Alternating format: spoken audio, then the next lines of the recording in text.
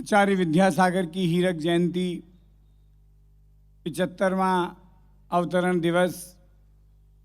आचार्य जी हमसे 190 किलोमीटर दूर विराजमान हैं और उनका आशीष इस मंच पर और यहाँ बैठे लोगों पर है। हमने अपने जीवन में इतना बड़ा संत नहीं देखा है। पालीवाल साहब ने जो बातें कही, मैं उनको और आगे ले जाना चाहता हूँ कि आज हमने दैनिक भास्कर, राजस्थान पत्रिका और बहुत सारे अखबारों में आचार्य श्री का साक्षात्कार पढ़ा है।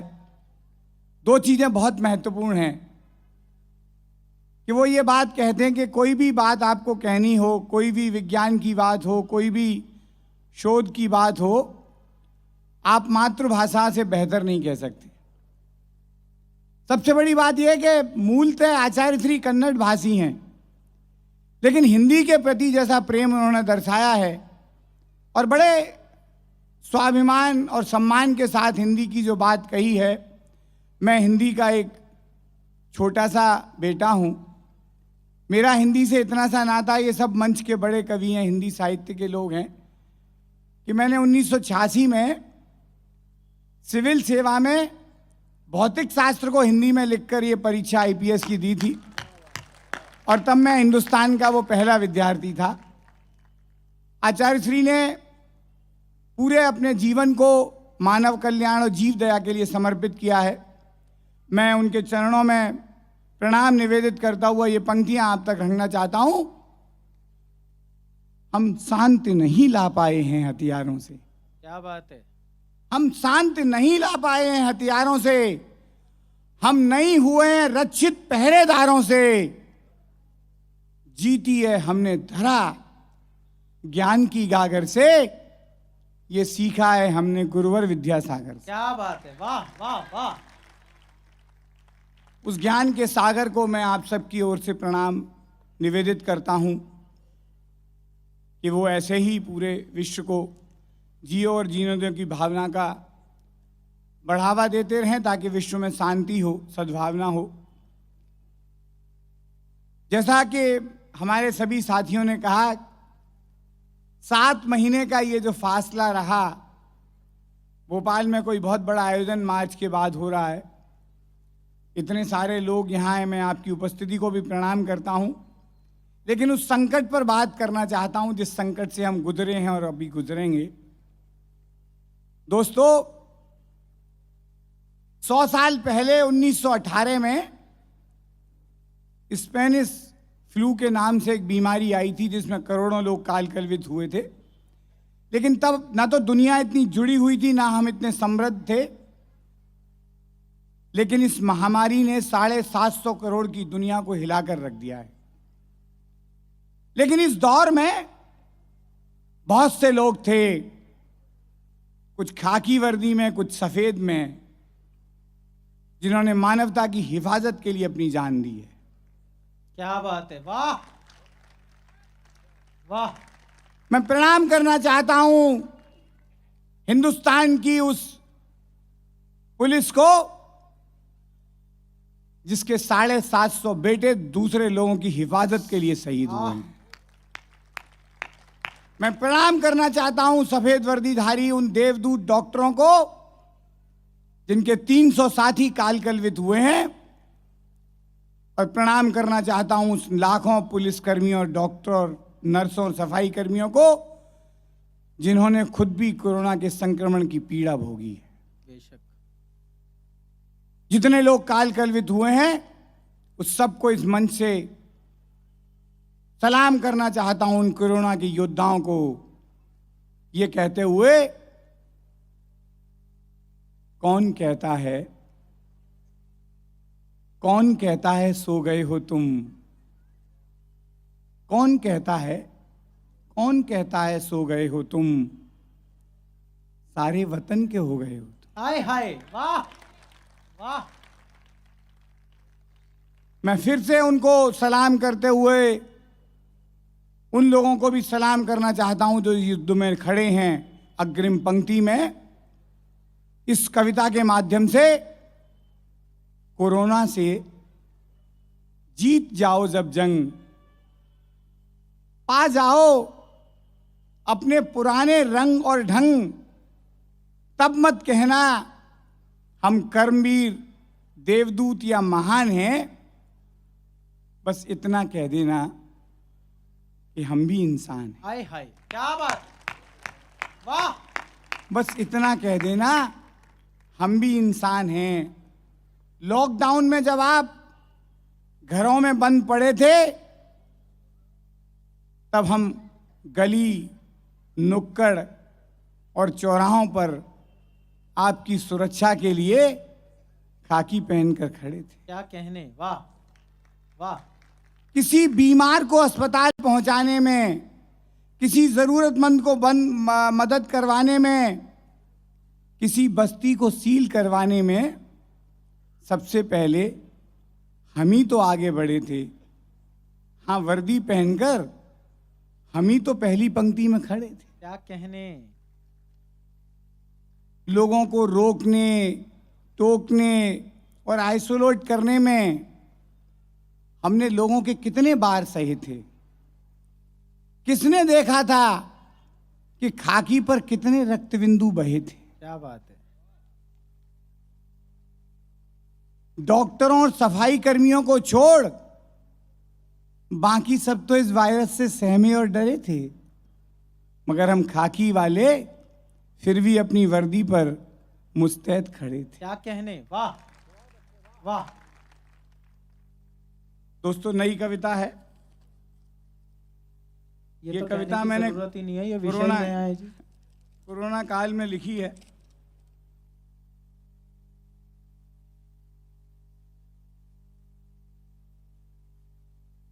बंद थे दफ्तर, बंद थी दुकानें, शहर था बंद, सन्नाटा भारी था।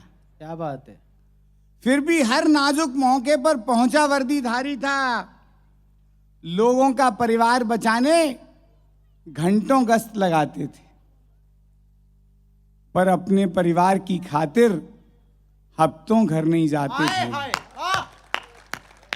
आपने तस्वीरें देखी होंगी कि इंदौर में कुछ पुलिस वाले अपने घर खाना खाते थे, दलन में बैठकर उल्टी बाल्टी पर, और अपनी बिटिया को केवल आंखों से ताक कर लौट जाया करते थे, पर अपना परिवार बचाने हफ्तों घर नहीं जाते थे।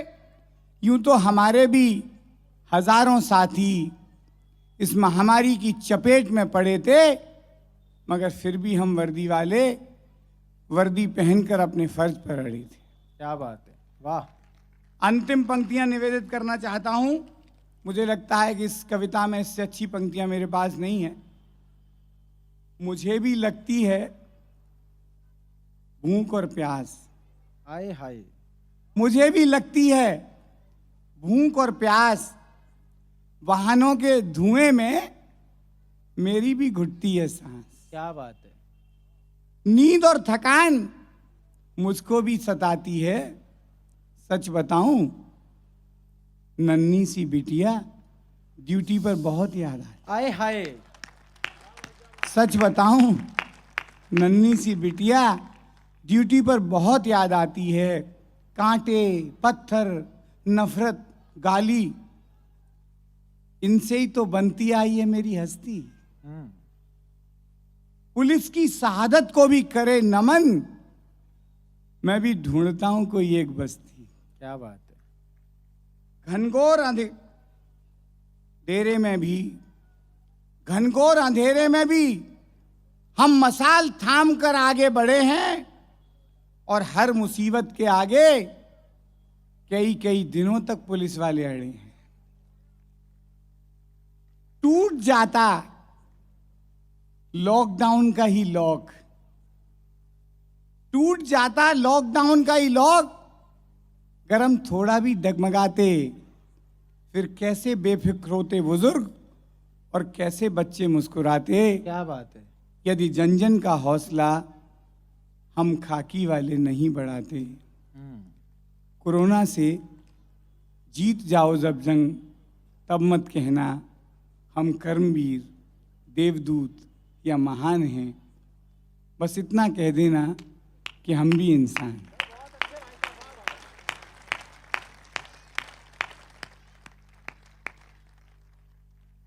मुझे सबसे ज़्यादा खुशी ये है कि कोरोना काल में ये पहला बड़ा आयोजन भोपाल में है और मातृशक्ति की इतनी भारी उपस्थिति को भी मैं प्रणाम करता हूं।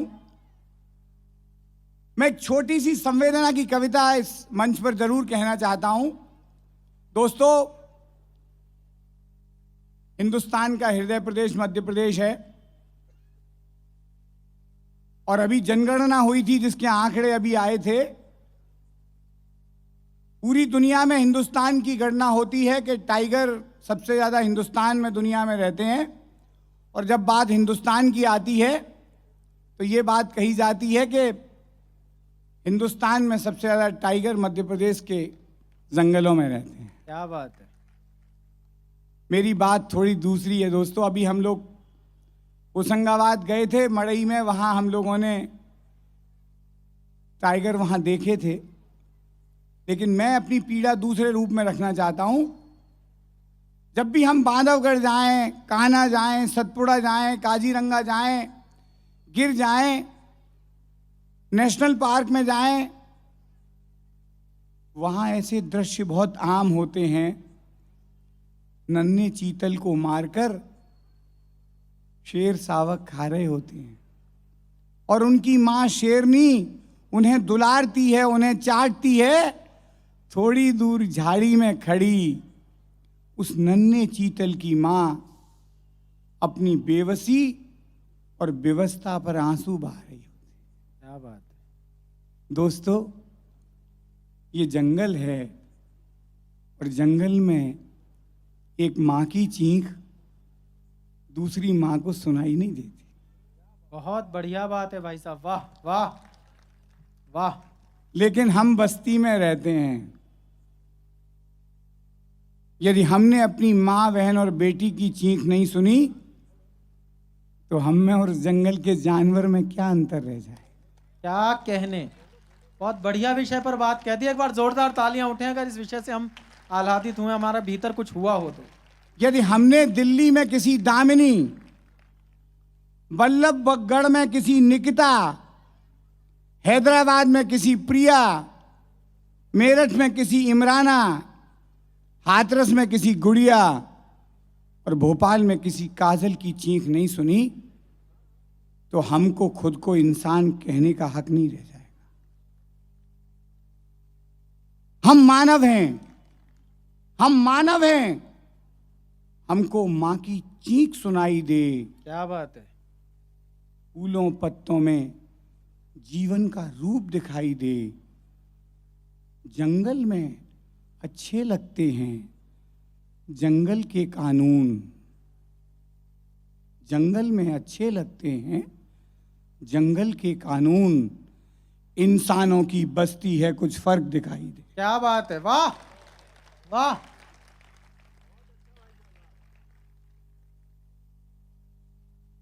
मैं सोचकर तो आया था कि कोई और कविता पढ़ूंगा,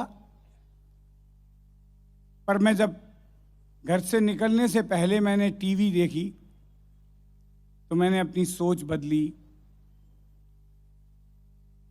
पूरे दृश्य में कुछ ऐसे दृश्य हैं जिनसे आप रूबरू हुए होंगे। पेशावर में एक मदरसे पर हमला किया बम विस्फोट से, कुछ मासूम बच्चे मारे गए, कुछ घायल अभी भी अस्पताल में हैं। पेरिस और नीस में एक आताताई ने हमला किया, एक शिक्षक को मारा, चर्च में 3 लोगों का कत्लेआम किया, कश्मीर में 3 निर्दोष लोगों को आतंकवादियों ने गोली मारकर मौत की नींद सुला दिया। दोस्तों, जब भी मैं सुबह का अखबार उठाता हूं तो कांप जाता हूं। फिर न हो गया हो कहीं आतंकी हमला। कागज पर रखकर रोटियां खाऊं तो कैसे, खून से लथपथ आता है अखबार आजकल। क्या कहने, वाह वाह। जख्म ताजे हैं, दर्द हवाओं में है और घायल अभी भी अस्पताल में है। क्या कहने। पिछले 1 दशक में हमने सैकड़ों मंजर देखे हैं, बदलता कुछ नहीं है। बदलती है सिर्फ तारीख, बदलती है घटना की जगह, बदलती है घायलों की चीखें और बढ़ती हैं मरने वालों की आवाजें। क्या बात है, वाह वाह। मुझे मालूम है कि इन बम विस्फोट में, इन गोलियों में मरने वाले मासूम चिट्ठी नहीं लिख सकते, लेकिन मैं करुणा के धरातल का इस पावन मंच पर विस्तार करना चाहता हूं और बम विस्फोट में और आतंकी गोली से मारे गए एक मासूम की चिट्ठी कवि की कल्पना से आपके बीच पढ़ना चाहता हूं। बम विस्फोट के बाद पेशावर हो, पेरिस हो, पुलवामा हो, दिल्ली हो, मुंबई हो या हैदराबाद हो, काबुल हो, कंधार हो या अहमदाबाद हो, हर जगह का एक सा है सूरत हाल। एक घटना स्थल पर मिली मुझे एक कटी फटी चिट्ठी, उसमें लिखा था एक मरने वाले ने अपने दिल का हाल उठाए थे कुछ सवाल। ओ बम विस्फोट करने वाले भाई, ओ बम विस्फोट करने वाले भाई, ओ फिदाइन आता ताई, हम बेगुनाहों को मारने के लिए बहुत बहुत बधाई। क्या कहने, आए हाय, वाह। मुझे तो ये भी नहीं मालूम कि मैंने अपनी किस खता की सजा पाई। क्या बात है। मुझे मारकर मिल गई थी तेरे कलेजे को ठंडक, तो मेरे शरीर के चिथड़े तो न करते। मेरी बूढ़ी मां भी मेरी लाश को पहचान नहीं पाई। क्या बात है, वाह। ओ बम विस्फोट करने वाले भाई, ओ मौत के सरताज, बम एक्सप्लोजन के उस्ताद, तुम्हें तो किस्मत से बच गए, उन घायलों पर भी दया नहीं आई। उन्हें बचाने में लगे लोगों और डॉक्टरों की मौत का सामान लेकर अस्पताल तक पहुंच गए मेरे भाई। क्या बात है।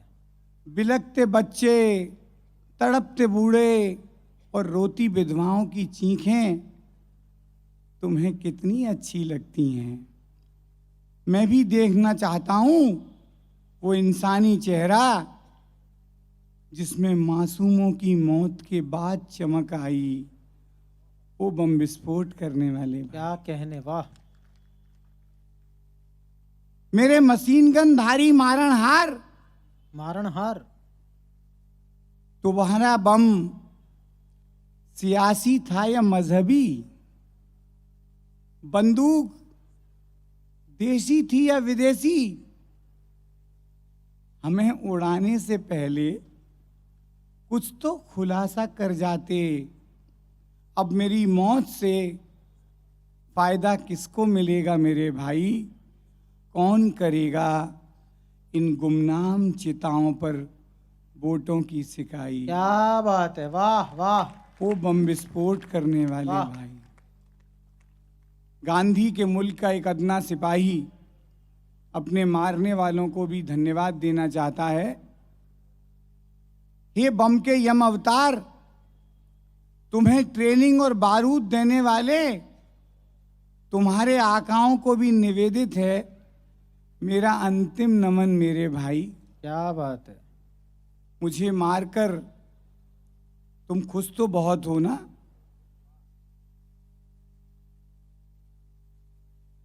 मुझे मारकर तुम खुश तो बहुत हो ना? मेरी जिंदगी न सही, मेरी मौत तुम्हारे किसी काम तो आई। अंतिम पंक्तियां मैं मीडिया के मित्रों के नाम देना चाहता हूं कि तुम भी सुनो। वो लोकतंत्र के पहरेदारों, चौथे स्तंभ के कलमकारों, सबसे तेज और सनसनीखेज मेरे खबर नवीस भाई, मेरे शरीर के हर लोथड़े के बाद, मेरे शरीर के हर लोथड़े के बाद नया विज्ञापन। आए हाय, वाह, बहते खून से भी की तुमने खूब कमाई। बहुत अच्छे। मेरे शरीर के हर लोथड़े के बाद नया विज्ञापन, बहते खून से भी की तुमने खूब कमाई। किसी की मौत पर कभी सामान, कभी हंसी और कभी नंगई बेचते, तुम्हारी जुबान एक बार भी नहीं लड़खड़ाई। क्या बात है, वाह। कितनी अभागी है, कितनी अभागी है मेरी शहादत भी, जो मेरे पड़ोसी की भी आंख नम नहीं कर पाई। वो बम विस्फोट करने वाले भाई, हम बेगुनाहों को मारने के लिए बहुत बहुत बधाई, बहुत बहुत बधाई। धन्यवाद। जय भारत।